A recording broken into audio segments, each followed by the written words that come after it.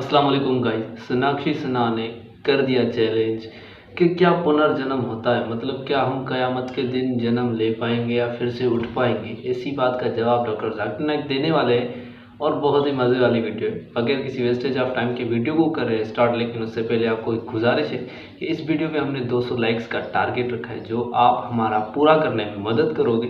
अगर आपका दिल करे तो वीडियो को लाइक सब्सक्राइब भी लाजमी करिएगा और वीडियो को एंड तक देखिएगा ताकि आप तक वो मुकम्मल इन्फॉर्मेशन पहुंच जाए जो आज तक आप तक नहीं पहुंची। तो चलो स्टार्ट कर रहे हैं। क्या पुनर्जन्म होता है? Does rebirth really happen and are there many lifetimes? ये हिंदूवादी जो कहते हैं कि जन्म होता है और कुरान में एक बात आती है कि मुर्दे जिंदे किए जाएंगे। ये दो बात मेरी समझ में अभी तक नहीं आई है। हिंदू तकवा कहता है, उन्होंने देखा कि जन्मवाद कि जन्म होता है, मैंने डिस्कवरी चैनल में भी ये चीज़ें देखी हैं। और दूसरा कि आखिर में कुरान में कि मुर्दे जिंदे किए जाएंगे। मैंने इस बात को बहुत से पूछा है, किंतु मेरे का इस बात का क्लियरिफिकेशन कोई भी मज़हब, एक तो जन्मवादी, दूसरा जो जन्म नहीं मानता यानी मुर्दों को जिंदा करता है, समझा नहीं पाया। मैं आपसे प्रार्थना करता हूँ कि इस बात को कुरान के माध्यम से और आपके माध्यम से मैं समझने के लिए आपसे गुजारिश कर रहा हूँ। धन्यवाद। डॉक्टर साहब ने अच्छा सवाल पूछा है कि उसने कुरान मजीद पढ़ी और सब बात को तस्लीम करते, सिर्फ ये एक या दो बात कि कुरान शरीफ के अंदर मौत आती है, मुर्दे को वापस से ज़िंदगी दी जाएंगी आखिरत में, उनका जिक्र है। और हिंदू लोग ये मानते हैं कि पुनर्जन्म में, और वो डिस्कवरी चैनल पे देखे कि पुनर्जन्म होता है। अगर आप देखेंगे सबसे ऊंची किताब हिंदू मज़हब में वेद, अगर आप पढ़ेंगे पुनर की मानी क्या, पुनर संस्कृत में मतलब नेक्स्ट, अगेन, वापस से, और एक पुनर के मानी नेक्स्ट। तो पुनर्जन्म मतलब नेक्स्ट ज़िंदगी और एक ज़िंदगी। अगर आप कुरान शरीफ पढ़ेंगे, कई आयतें हैं कि अल्लाह सुब्हाना व तआला ने आपको ज़िंदगी दी, पहले आप थे नहीं, फिर ज़िंदगी दी, इस धरती पे आए, फिर आपको मौत देंगे, फिर आखिरत में उठाया जाएगा।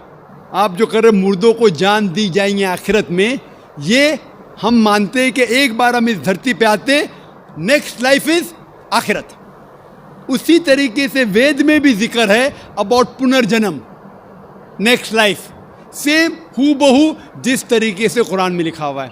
लेकिन आम हिंदू मज़हब के जो गुरु है, स्वामी हैं, इन लोग जब ये जानने लगे, एक उनको कठिनाई पेश आई, वो देखने लगे कि कई इंसान जब पैदा होते हैं with congenital defects, heart problem, heart defects, limb problem, कोई अमीर पैदा होता है, कोई गरीब पैदा होता है, तो भगवान ही कैनॉट बी अनजस्ट।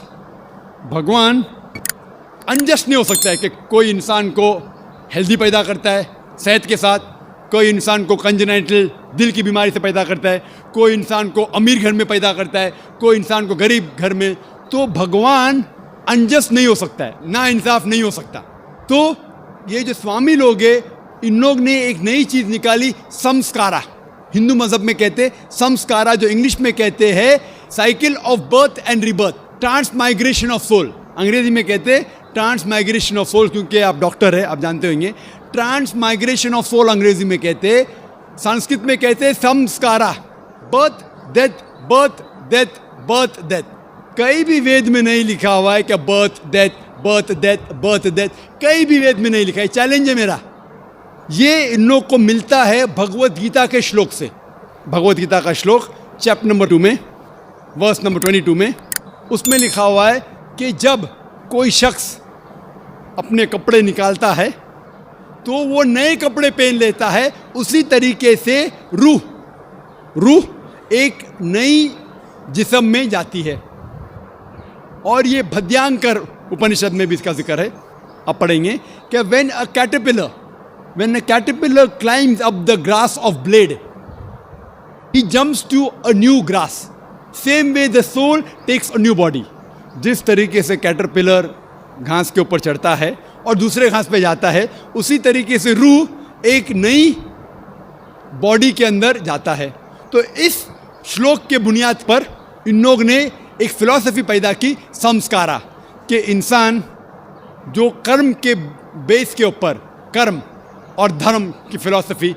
कर्म मतलब अच्छे कर्म करोगे धर्म के हिसाब से तो अगले जन्म में आप अच्छे पैदा होंगे।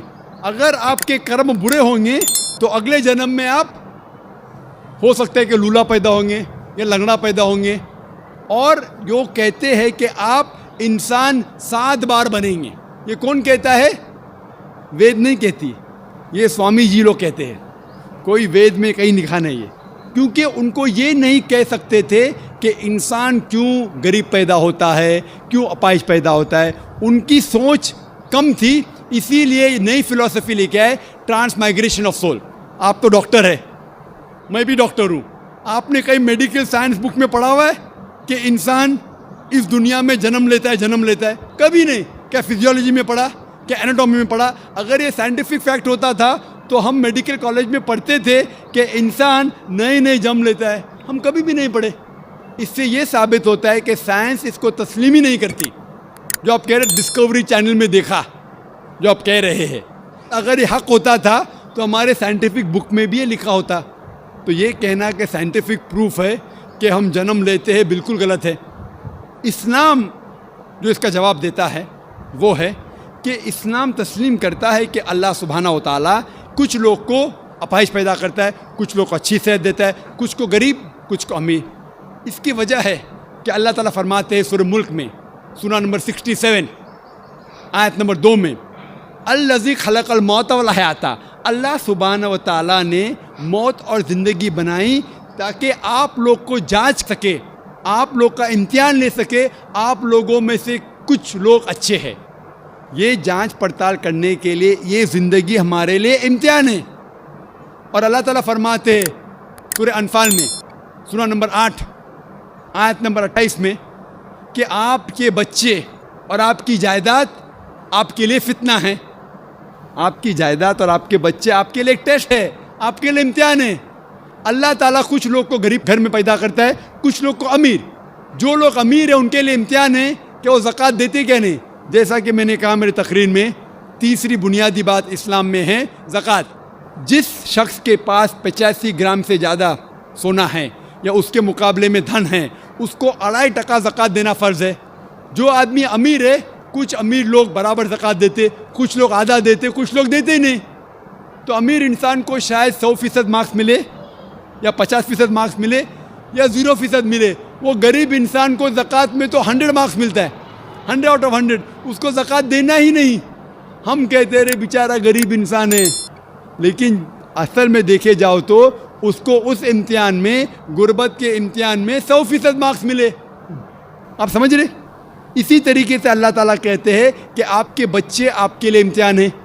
हो सकता है मिसाल के तौर पे एक अच्छे जोड़ी है, अच्छे मुसलमान है, 5 टाइम नमाज़ पढ़ रहे हैं, हज को गए हैं, रमज़ान में रोज़ा रखते हैं, ज़कात देते हैं। अल्लाह ताला उनका और बड़ा इम्तिहान लेना चाहता है। जितना बड़ा इम्तिहान उतना बड़ा इनाम। मिसाल के तौर पे अगर आप BA पास करते तो आपको सिर्फ ग्रेजुएशन मिलता है। अगर आप MBBS पास करते आपको डॉक्टर कहलाया जाता। डॉक्टर मतलब ऊंचा ओहदा। इसी तरीके से अल्लाह सुब्हानहू व तआला हो सकता है कि उस जोड़ी को इम्तिहान और सख्त देता है और ऐसा बच्चा पैदा करता है जो अपाहिज है।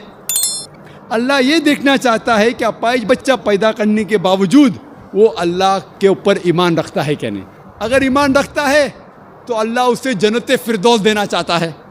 तो और ये थी आज की वीडियो। बहुत ही ज़बरदस्त थी, बहुत सारी इन्फॉर्मेशन मिली अबाउट पुनर्जन्म। ये कि हमारा ईमान है कि कुरान मजीद में लिखा हुआ है कि हम दोबारा उठाए जाएंगे।